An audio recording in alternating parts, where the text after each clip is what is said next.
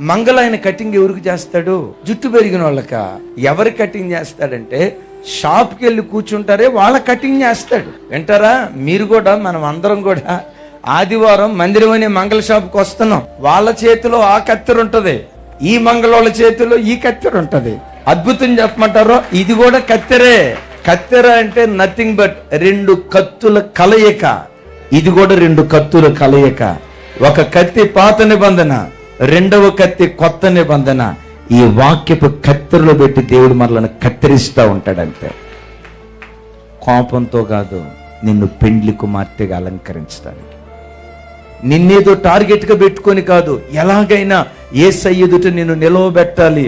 కొన్నిసార్లు మీరు మనస్సులో బాధపడ్డా ఖచ్చితంగా వాక్యం ఉన్నది ఉన్నట్లుగా చెప్పి వాక్యంతో కత్తిరించేది మిమ్మల్ని పరలోక రాజ్యానికి సిద్ధపరచడానికే.